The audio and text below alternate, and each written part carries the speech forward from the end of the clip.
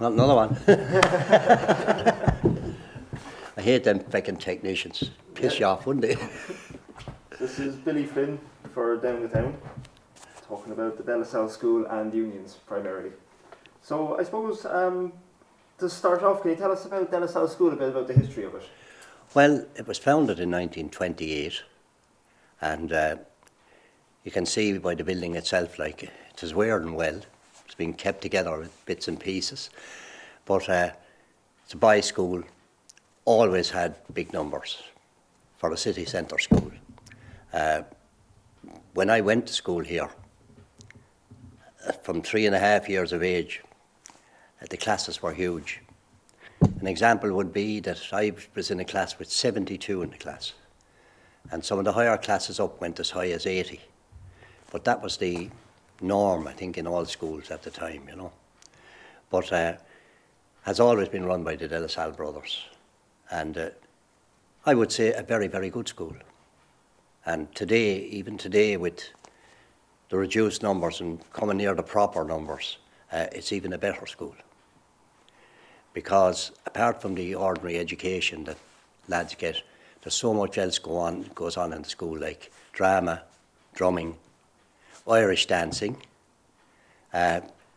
those type of things, acting, and music lessons, chess after school. It's a real holistic approach to education now, in certainly in St. Stephen's. I don't know how about other schools, like, you know. And what was it like being in school under the brothers? It was good. It was good.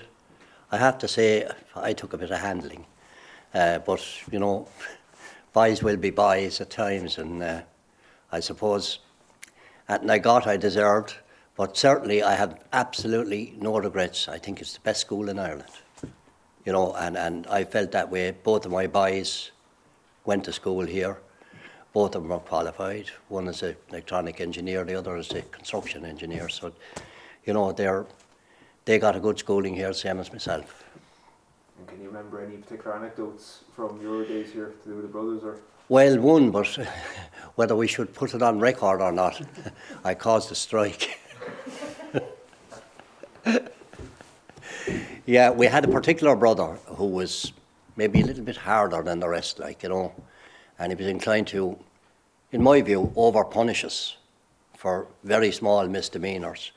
So one day at our regular playtime, I managed to gather the class together, which was a big class, and we sat around on the little parapet round the yard, and when the bell went to come in, nobody stirred. So it created a little bit of a furore, for which I got several thumps. But, you know, it was just one of those things, and somebody snitched on me in the end. And I paid for that. Other than that, like, you know, no, we had great times. We really had great times in hard times. Don't let anyone tell you about the good old days. There's no such a thing as the good old days. They were hard times. Anytime, bear in mind, I was born in 1942. The war was still on, you know, and everything was in short supply. Everything.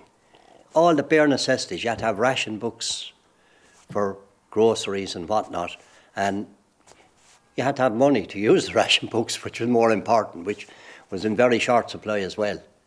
But we came through it, you know. I mean, when I see kids today, I want. You know, where are you? We had to make do with rag balls on the street, spinning tops, chestnuts, you name it. They were our source of enjoyment, you know. Unfortunately, I don't see much of that around today. What kind of games would you have played when you were younger? Oh, played them all. Soccer, hurling, still involved in the La Salle Hurling Club, very much so. I train young lads for Saturday mornings, and I've had teams, you know, and a fairly long time at it now. When you think the likes of Kevin Moore and those, I had those when they were 6 years of age, so it was, you know, it's a long old spell, but I enjoy it immensely. I have to say, I do enjoy the children, you know. I get on great with him, and you know, it keeps me a little bit younger than what I am. How old is the Black Rock? So when you're saying you don't see the kids playing the games that you used to play when you were growing up? Not at all. No, what I find about children now, maybe I'm wrong. You know, quite possibly I'm wrong. But they're never satisfied. They want. Ask them to spell the word give. What that? You know. Now, I'm not saying the children are not good. I mean, there's good, every single child there's good in them. Like, you know, I see it here in the school.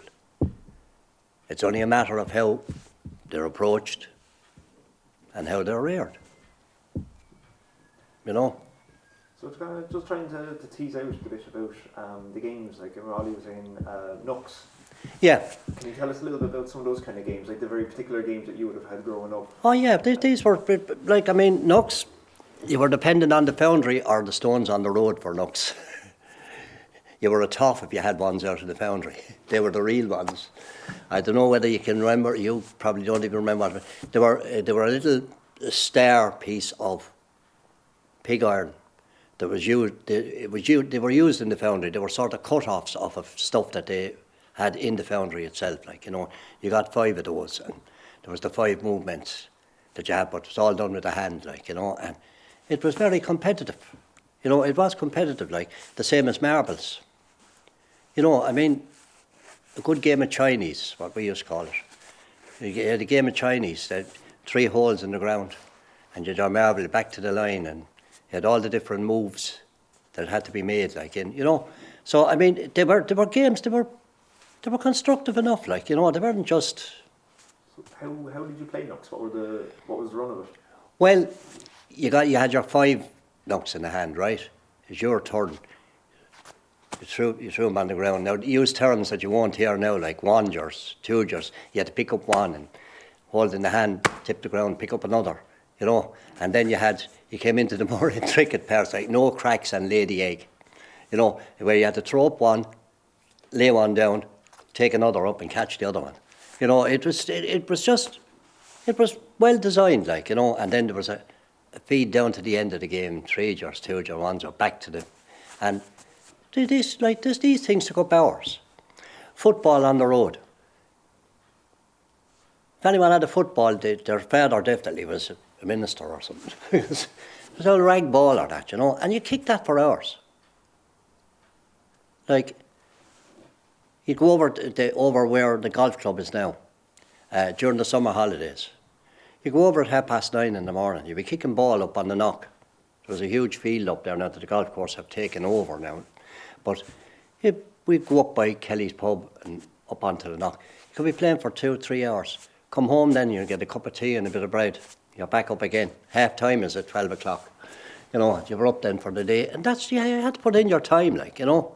And the thing about it was, there was one word that I never heard until I was about 20 years of age. And I'm sick of hearing it now. I'm bored. I'm bored. So what? I'm bored. Pity about you. You know, what are you bored about, like? Every second child you hear that, I'm bored.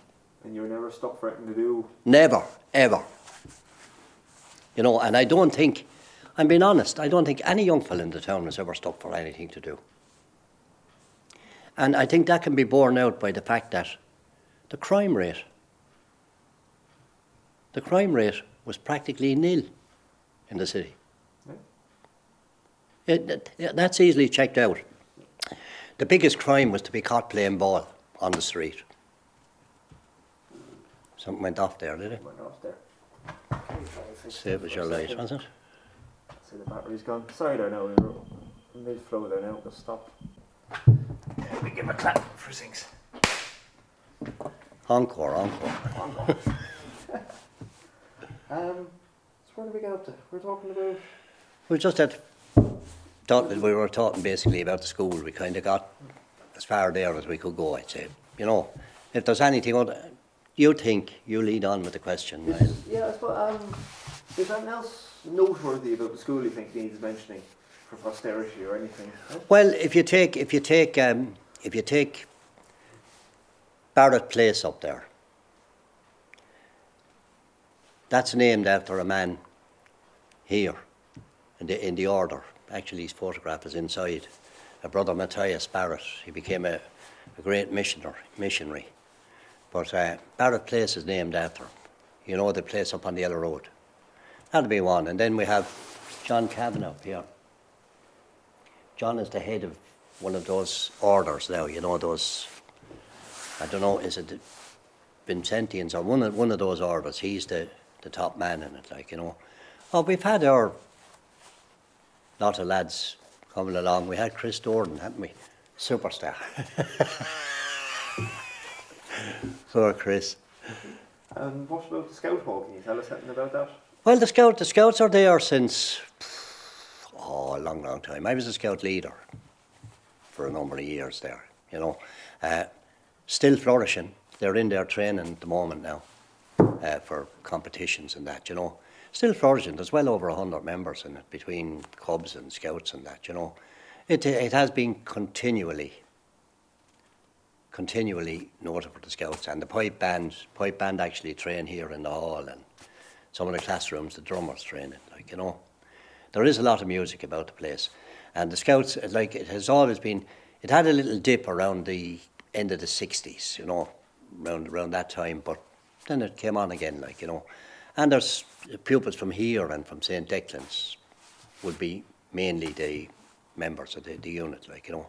A very vibrant unit now. And what's the link between the Scouts and the school? Why here? Well, it was kind of founded, the troop was founded here in De La Salle by De La Salle people. And so it has been ever since, like, you know. You would still, like, the leadership of the Scouts would be still De La Salle people. And was there a distinction between which Scout troop you joined, depending where you're from? Was there that kind of... Well, there was a little bit of that, but several of us put an end to that shite, like, you know. It wasn't a big issue. Well, we didn't allow it to be a big issue. Okay. You know, that'd be the best way of saying that, like, you know. But you had, naturally, there was rivalry between the three units. You know, there was three troops, like, you know. And naturally, but it was good old-fashioned rivalry. It wasn't bitter or anything like that, like, you know. In competitions, like, one would want to beat the other, like, you know. And who has bragging rights? That was about the size of it, like, you know. That's the nature of competition. Yeah, that's the nature of competition, it is, yeah. But I always recommend it to the lads here now. I'd always recommend join the Scouts. I think it's a great organisation, you know. Because, well, it's the interaction between lads and this sort of thing. And they do learn how to be useful in society. We have too many kids going around now who have no interest, nothing, only, you know. And also, I suppose, from the point of view of respect. The word that you'd rarely hear used now is respect. You just look at the vandalism that goes on willy-nilly, you know. Where's the respect? And the Scouts, would that have played a big role when you were growing up? It would have, because always, I mean, the rules were there to be obeyed. Do you know what I mean? Now, that's not to say that it was a rule-ridden organisation, because inclusiveness was the whole thing, and teamwork and all that type of thing, like, you know. And I mean, the thing about it is, it rubs off.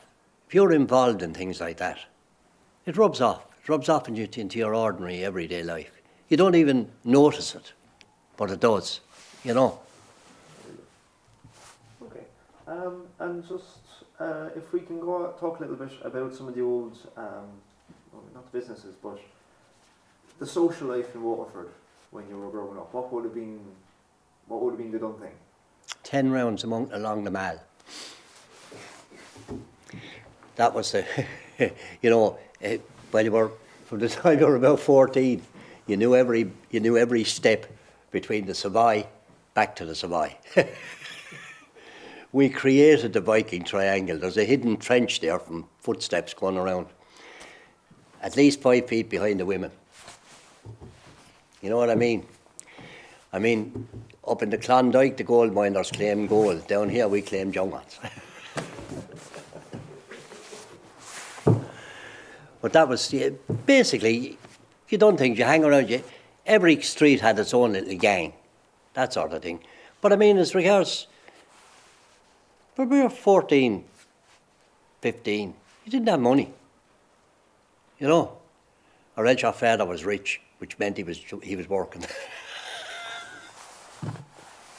You know, and that was, so you made your own, you had to kind of make your own pastimes, like, you know.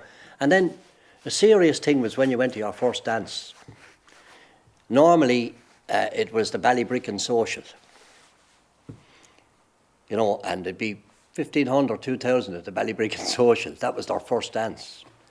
And if you danced more than 6 inches closer, if you went 6 inches closer to the woman, Father Farrell would be out to give you a cuff on the back of the neck, and you had to dance at arm's length.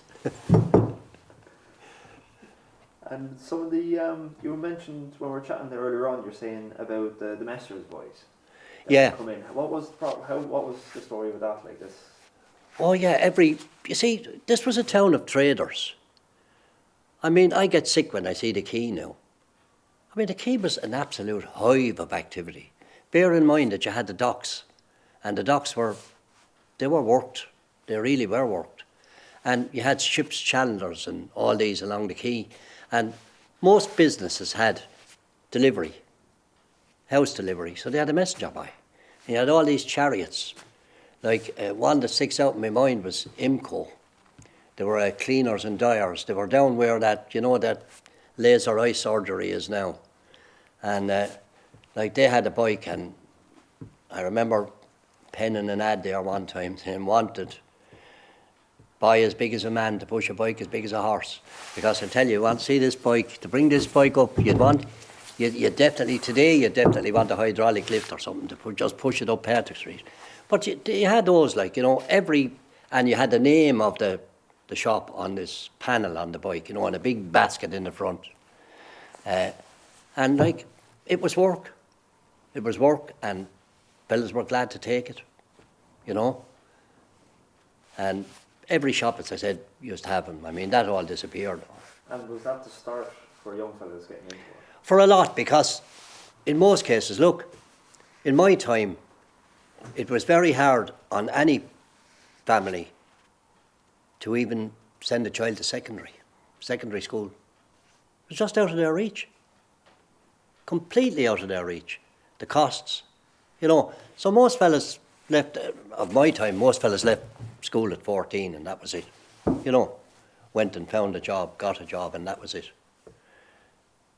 And I mean, it's going that way again now, that in the future, the way college fees are and the way the cuts are being made to the actual education budget, it will be out of people's reach as well. You know, certainly in the case of going from second to third level, definitely will be out of the reach. Going back to the docks just briefly, what would it have been like to stand on the docks and the quays? They were the hardest working men that were ever employed anywhere. It was the next thing to slave labour. And that's a fact. Now, I can talk about that because my father was a seaman. My father was a sailor. And I've had reason to be over the docks. And I know the type of work that men done. And I tell you this much, by today's standards would be inhuman. I mean, to be down in the hold of a ship and shoveling coal with what they call a number 10 shovel, which would be about that width. And we're at this all day, back-breaking work. Back-breaking work. To me, it was the hardest work I ever see be done anywhere, you know. So, I often hear people referring to the dock strike and the dockers being damned to hell. I would never have blamed the dockers over that strike. There was other forces at work there. And unfortunately, the men were simple men. And they were very, very decent men. Any cause that ever went on in the town, they supported it. Sure, a lot of them loved to drink, but then a lot of other men loved to drink as well, like, you know. But to me, the docks, I read I get sick every time I read this unnamed person in the News and Star who hasn't the guts to put his name up. And every time he writes his column, somewhere along the line, even now, donkey's year after, he blames the dock strike for this town not progressing. And to me, that's sick. Absolutely sick. He certainly didn't know the story of what went on there. Can you talk about, without naming names without saying anything that shouldn't be said, can you talk a bit more about the dock strike, the causes of it, what they hoped to achieve, why it happened? To me, it was contrived. To me, the dock strike was contrived, and it wasn't contrived by the dockers. Okay, so can you tell us a little bit about unions in Waterford? I suppose maybe going back to the start. Yeah. Well, basically there was two main unions. There was the Amalgamated Transport, and there was the SIPTU, what is now SIPTU, was the Irish Transport and General Workers Unions. Both of them were active unions, and they had good trade union membership, But I'd have to say that people portraying this town as a place where conflict existed the whole time. Completely wrong. Most industries, most areas got on fairly well. You had the odd small strike over something, but there was never anything major, You're saying that Waterford was portrayed as a place of conflict? Yeah, I always wondered why it was portrayed as a place of conflict, because to my knowledge, there was never any real major incidents with regard. The one major one that I would say was, and again I was very much involved, but it was a general stoppage over, the whole town stopped, including banks, shops, everything, over income tax, over the penal tax rate, when we stopped the town for one day. And everyone turned out. I mean, there was over 20,000. I addressed that meeting down in Broad Street at the time. And the tax regime was changed.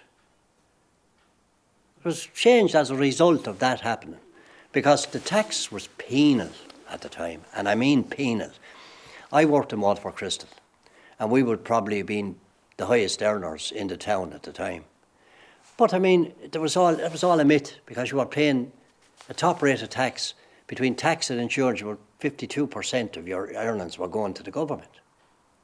So you had the name of being an earner, but it was all being taken away. And it eventually hit other industries. So the Trades Council at the time took the decision to stop the town. And I mean, it was a complete stop. Banks, shops, everybody closed down that day. And that certainly had an impact on the government of the day, because they did change the tax regime. They reduced the rates, because it was cruel at the time, But outside of that, maybe we got the name from that. But I don't know. Whatever people are not. I mean, if we were that militant, this town wouldn't be in the situation we're in now. Because really, if you think about it, the rest of the country has raced ahead.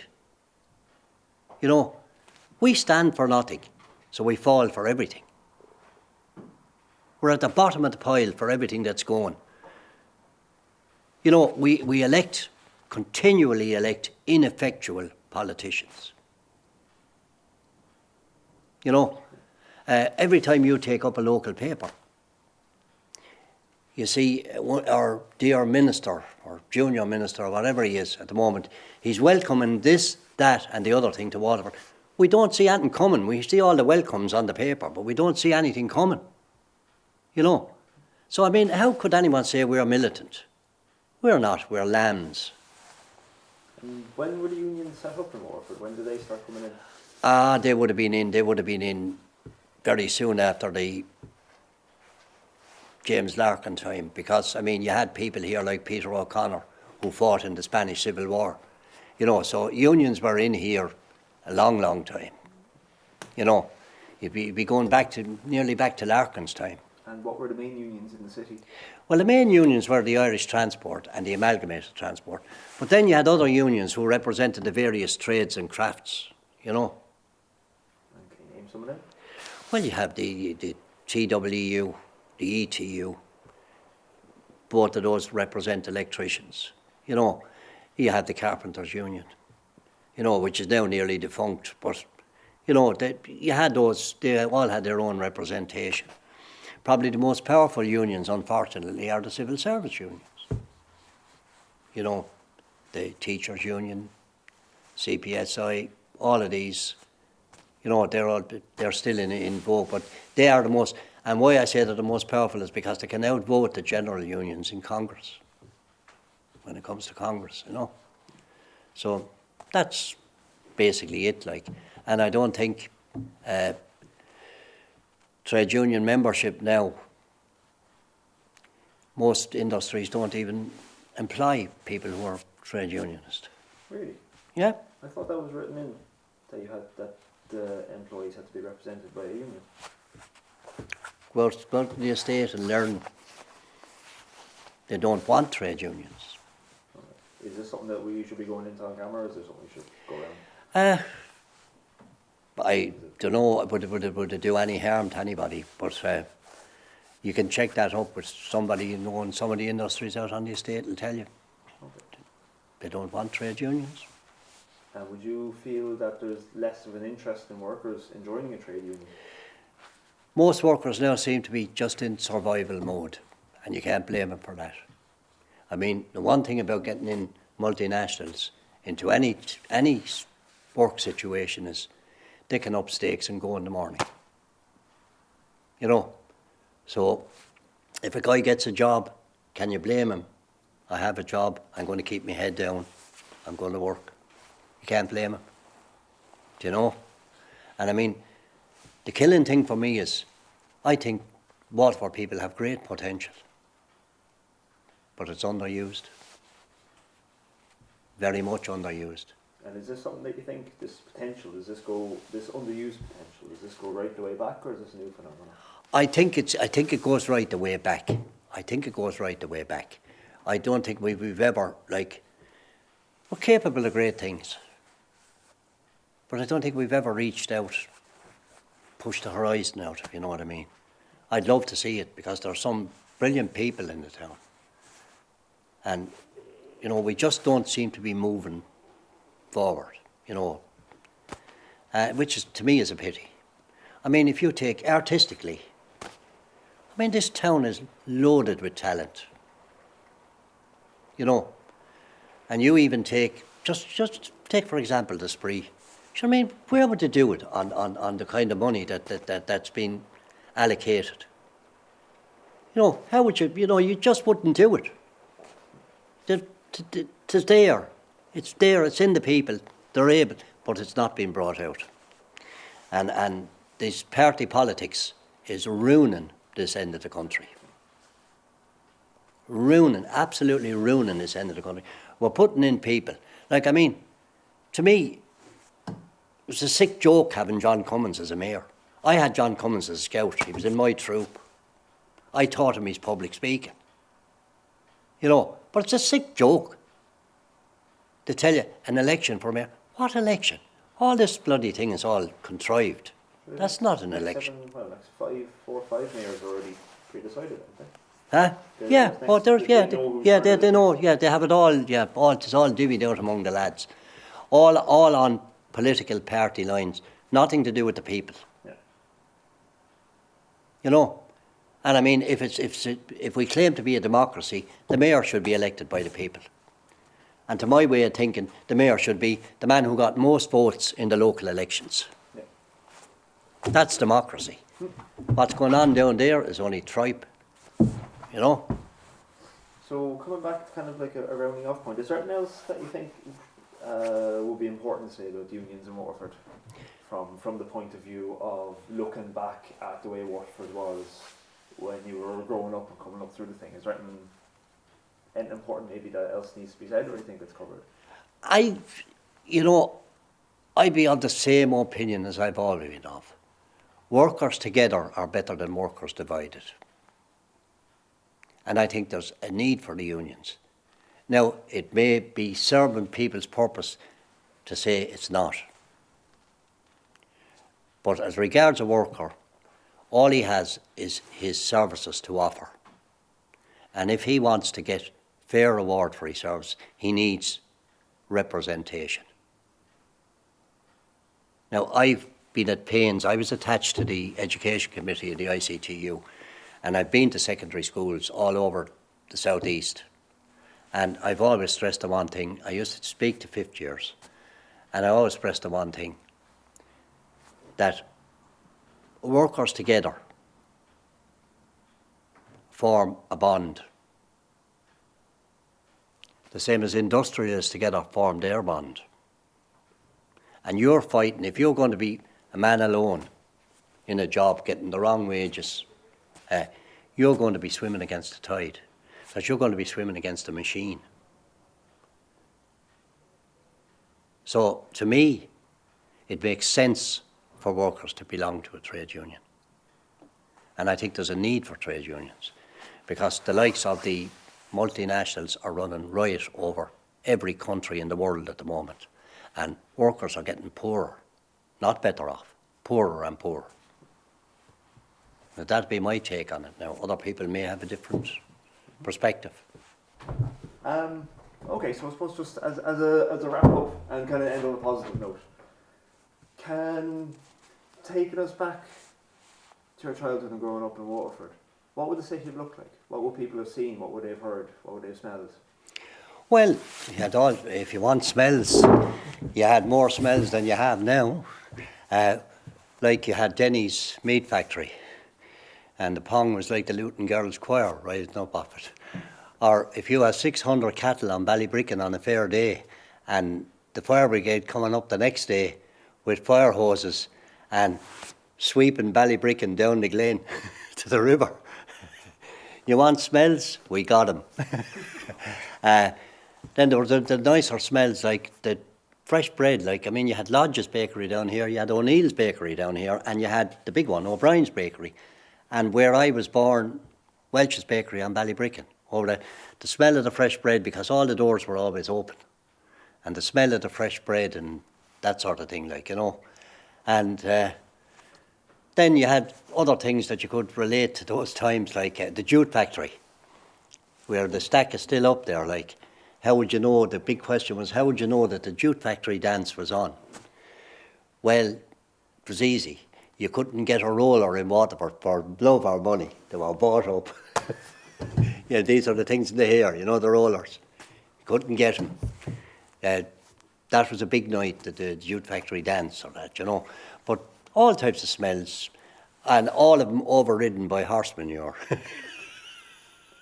Was the horse and cart a big thing? Well, the horse and cart were the big thing. Like CIE had a fleet of horse and long cars. There was a place called Hackett's in Bridge Street who had big drays. Like, they used to have the big dray horses, and they used to bring the barrels of beer and that sort of thing around to pubs and that, you know. And Coll was delivered by horse and car. You know, so there was a lot. Bread, horse and car as well. Bread vans, you know. So, I mean, there was a variety of... but the overriding thing in the whole thing is this. You had a centre city that was alive. We now have a mausoleum. You call it the Viking Triangle. I'd call it the Bermuda Triangle. Where have all the people disappeared? You know? I mean, it's there, it's self-evident. You try walking in the night. I remember a time when you go for a walk in the night, and by the time you get from Patrick Street corner to the Mall, there might be an hour gone. You're at the meeting somebody along the way. Because people were out, people were alive in the town. It was a busy town. It's not a busy town now. And why was it that the place was alive? What brought the life? What brought the small trader? The small trader, the variety of shops and everything else. Everyone thinks that this Aldi and Lidl are great things. They are, yeah, you're getting food at rock bottom price. But there's a price to pay for that as well. You know, there's a price to pay in unemployment. There's a price to pay in the way other people's earnings are being dropped down. The deals that they're doing with the farmers, cutting them down. It's all money that's going out of the country. And that's affected the traders. Of course it does. How could Kervix on Ballybricken compete with carrots from Israel, monkey nuts from Peru? How can you just can't compete. And you reckon that's what the turning point was with the city centre dying? It was more than that. It was sloppiness too on behalf of some of the traders. When things were good in the town, and they were good in the town, we had our period, they wouldn't put a lick of paint on their shops. You know what I mean? Shop fronts were the same. They were untidy. All they wanted to do was make money, and that's it. But they didn't. There was no civic pride. That's what I'd call it. But I mean, it was a brilliant city to live in. I don't care what anyone say, because to go downtown, it meant going downtown. You know what I mean? You were going downtown. You had Woolworths down there, and Woolworths shop was always packed. So I mean, to me, a city without people is a city without soul.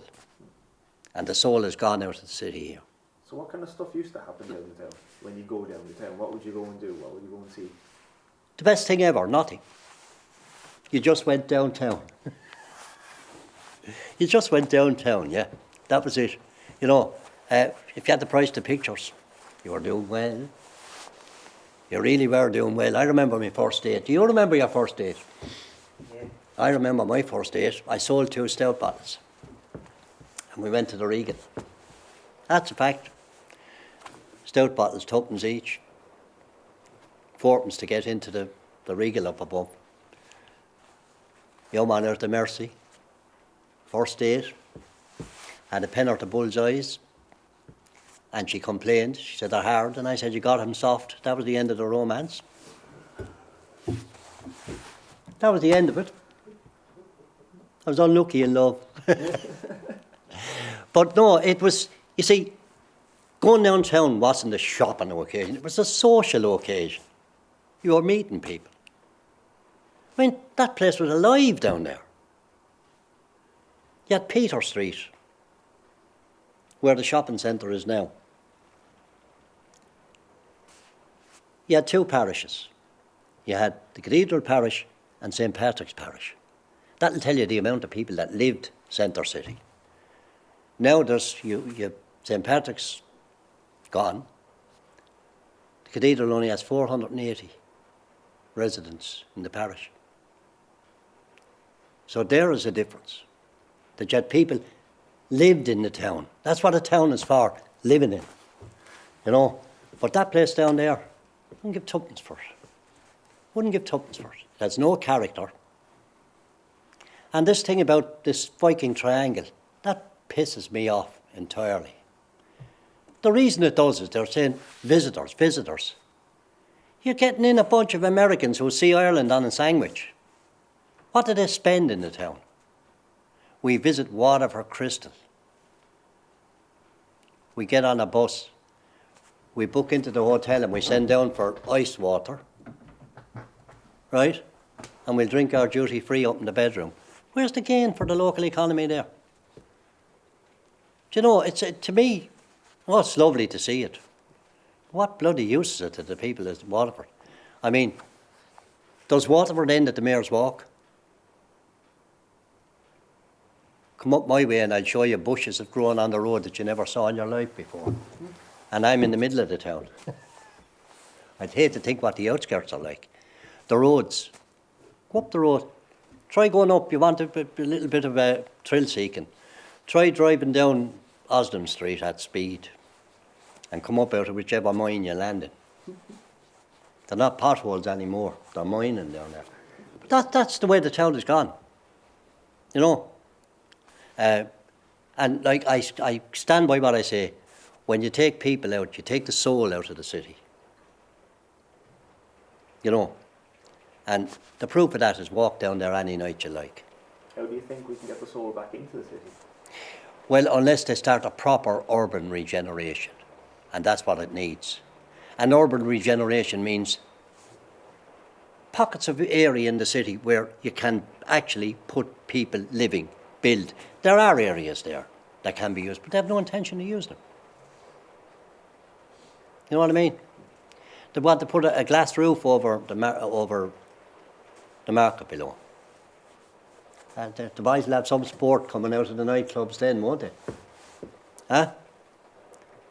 Considering the little garden didn't last pissing time when they were digging up, just for fun, digging up the plants. No civic pride. You know? They don't live here though. Huh? They don't live here though. No. And when you live in a place. Yeah. Whereas if you had people in that city in there, the city would be far better off for it. And just as a final note, thinking back, can you remember any particular Waterford characters?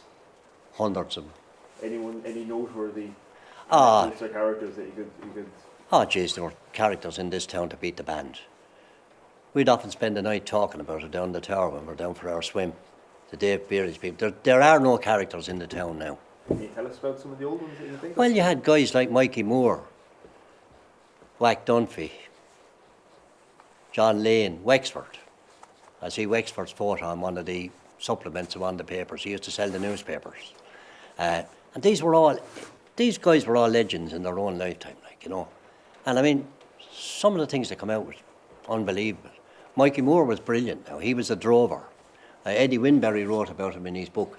Now, I remember Mikey well because my playground was Ballybricken, you know. And Mikey he'd go out and bring the cattle in. He was a drover. He'd go out, walk miles out the country, maybe 10 mile out, and he'd drive a herd of cattle in for either Denny's or Clover. And that's the way he made his living, like, you know. But he was an absolute character, like. And sort of, he'd very fond of the drink. And he used to have this waistcoat on him. I'd say the waistcoat was about 500 years old. But he'd always have halfpennies in the waistcoat. And he'd sit with us up at the corner up there, all the lads, and they all got a halfpenny of a Friday. But if you took the Lord's name in vain during the week, I don't know how he found out about it, but you didn't get your halfpenny. That was it, you know. But there was one famous story about Mikey. Up on Ballybricken, there was a huge pawn shop called Sheedy's. It's where Besco was, you know, it's derelict now. But there was a huge pawn shop there, and every Monday, you see, the pawn was the saviour of many a Waterford person, because what you done, whatever you had worth pawning, you put it into the pawn of a Monday, and you got shilling or 2 shillings for it. But you had to pay interest then when you were redeeming it on the Friday.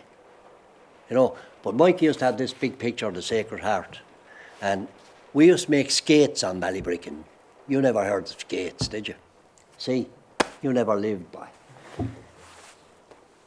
Frosty morning, pour water on Ballybricken. It was a hill then. And when that froze over, whew, brilliant. Hours you could spend on that. Often we got a clip on the ear coming into school late. What happened? I didn't get up there a bit. You were up on the skate. Bang on the back of the ear. But Mikey was going over one Monday morning to pawn the picture of the Sacred Heart. And myself and Jimmy Kent were after building a big skate on the middle. And Mikey was up in the air and down, and the picture was in smithereens. I said to Kent, we're going to get killed. And Mikey stood there like that. Jesus, he said, you managed to carry a cross up a mountain. He said, I couldn't even carry our picture across Ballybricken. And that was dead. And things came out of him like that, dead serious. You know? And you had fellas like that. We had a man, Wack Dunphy. He could wire a house. He actually minted half-crowns. You ever hear of the half-crown? Wack minted the half-crowns out of lady, and of course he was caught. Naturally. I mean, he was in and out of prison like that. But he was down in front. He only had one leg, wooden leg. He was down in front of McCabe, and McCabe said to him, Patrick, you know where you're going, he said. Do you want to say anything before I send you? I do, Your Honour, he said. If the mould had been a bit bigger, he said, I'd have put my own head on it and said that feckin' Queen Lizzie one. Elizabeth was the first used to be on the half-crowns. And that's all Wack had to say. He spent 2 years in Woodlock, and this is truth. He developed pneumonia. Woodlock was a convalescent home at the time. He spent 2 years out there, and in the 2 years, the nuns never got an electricity bill. Bearing in mind that the whole place was ringed with floodlight because it's in the middle of the country, Woodlock, out in Portlough. And when there was a new burstock came in, and she was going through the accounts and discovered no electricity bill. She ran the ESB. The ESB were pugged, like, they couldn't figure this out at all. What was Whack after doing? As a sign of gratitude, he was after tapping into the mains out on the road and running it into Woodlock. For 2 years. That actually happened. You know, them were the type of guys, this town was full of them. Really was, you know.